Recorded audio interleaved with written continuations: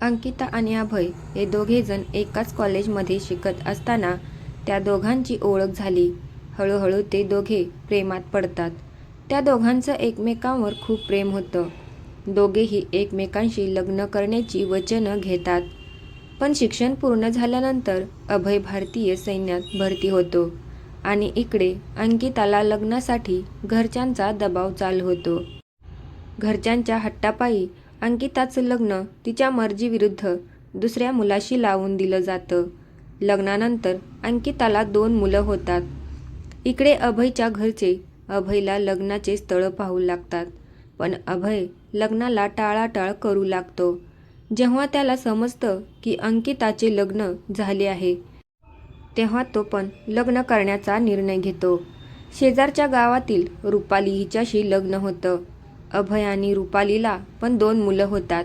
दोघांचा संसार अगदी सुखात चालला होता.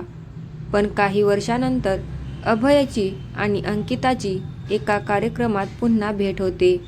तेव्हापासून अभय जेव्हा सुट्टीवर यायचा तेव्हा अंकिता आणि अभय एका लॉजवर भेटायचे. ह्यांच्यात शारीरिक संबंध सुरू होतात. तेव्हा हळूहळू रुपालीला समजू लागते. तेव्हा त्या दोघांमध्ये भांडणं सुरू होतात. अभय रुपालीवर छळ करू लागतो. अंकिता रुपालीवर दबाव टाकण्यास सांगते. मग अभय रुपालीला म्हणतो, आपल्याला घर बांधायचे आहे, तुझ्या माहेरून घर बांधण्यास पैसे आण. ह्या मागण्यावरून अभय रुपालीला रोज मारहाण करत असतो आणि इकडे अंकिता पण तिच्या नवऱ्याला मानसिक त्रास द्यायला सुरू करते.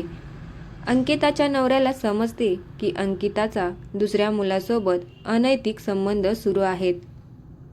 यावरून त्या नवरा बायकोत भांडणं होऊ लागतात. अंकिता तिच्या नवऱ्यापासून पूर्णपणे दुरावली होती. त्या दोघात इतका दुरावा वाढतो की त्यांनी घटस्फोट घेण्याचा निर्णय घेतात.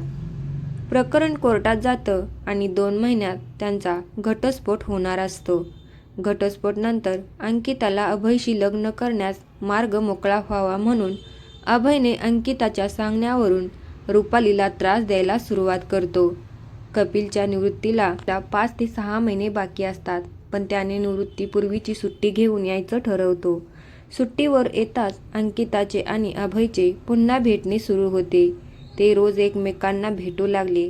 त्या दोघांनी एक प्लॅन केला आणि अभयने अगोदरच एक कीटकनाशकचं इंजेक्शन घरात आणून ठेवलं होतं.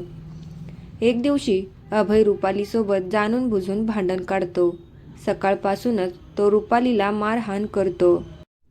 दुपारी 2 ते 3च्या दरम्यान रुपालीच्या डोक्यात जोरदार वार करतो, कदाचित एखाद्या जड वस्तूने. रुपाली तिथेच जमिनीवर कोसळते. तेव्हा अभय तिला कीटकनाशकचं इंजेक्शन देतो आणि 1 तासाच्या आतच रुपालीचा मृत्यू होतो. जेव्हा अभयला खात्री पडते की रुपालीचा मृत्यू झाला आहे, तेव्हा तो आपल्या 2 मुलांना आत्याच्या गावी पाठवतो. कारण रुपालीच्या मारहाणीचे ते साक्षीदार असतात. आपल्या आईचा मृत्यू त्याने त्यांच्या डोळ्यांनी पाहिलेला असतो. नंतर तो लगेच पहिला कॉल तो त्याच्या मेहुण्याला म्हणजे रुपालीच्या भावाला करतो आणि घाबरलेल्या आवाजात बोलतो, तुझी बहीण अचानक आजारी पडली आहे. तिची तब्येत खूप खराब आहे. तो असा नाटक करतो की त्याला काही समजतच नसते. तेव्हा तो रुपालीला घेऊन एका हॉस्पिटलला घेऊन जातो. जेव्हा डॉक्टर रुपालीला तपासतात तेव्हा डॉक्टर सांगतात, जेव्हा तिला हॉस्पिटलला आणले होते त्याच्या अगोदरच तिचा मृत्यू झाला आहे. इतकेच नाही तर डॉक्टरांनी हेही नमूद केले की रुपालीच्या शरीरावर मारहाणीचे निशाण होते. डोक्याला गंभीर दुखापत होती आणि तोंडावर फेस येत होता. डॉक्टर बोलतात, हे प्रकरण संशयास्पद आहे. त्यांनी रुपालीचा मृतदेह सरकारी हॉस्पिटलमध्ये पोस्टमार्टमला पाठवायला सांगतात. पण अभय मात्र जाणून बुजून त्यांचे ऐकत नाही. तो मृतदेह घरी घेऊन येतो आणि कोणताही वेळ न वाया घालता अंत्यसंस्काराची तयारी सुरू करतो. त्याचा इरादा स्पष्ट होता, कोणतेही पुरावे नष्ट करण्याचा. सगळे पुरावे नष्ट करणे. पण रुपालीच्या माहेरची माणसं मोठ्या संख्येने तिथे पोचतात. त्यांनी जेव्हा रुपालीचा मृतदेह पाहिला तेव्हा त्यांना मोठा धक्काच बसतो. पूर्ण शरीरावर जखमांचे निशाण दिसतात. त्यांचा संशय खात्रीत बदलतो. हा मृत्यू नसून हत्या आहे. ते लगेच पोलीस स्टेशनला कॉल करतात आणि सगळी माहिती देतात.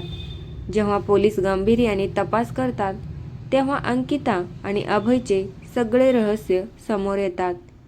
तेव्हा रुपालीचा अपघात नसून पूर्णपणे पूर्वनियोजित खून झालेला आहे असे समजते. अभयने त्याची प्रेयसी अंकिताच्या सांगण्यावरून केला होता. जसे पोलिसांना त्यांचे पुरावे आणि त्यांची मुलं साक्षीदार म्हणून पुढे येतात तेव्हा वरिष्ठ अधिकाऱ्यांनी अंकिता आणि अभयविरुद्ध अमान्य हत्या आणि पुरावे नष्ट करण्याचा प्रयत्न केल्याबद्दल गुन्हा दाखल करण्यात येतो. चला तर स्टोरी आवडली असेल तर शेअर करा, लाईक करा आणि चॅनलला सबस्क्राईब करा.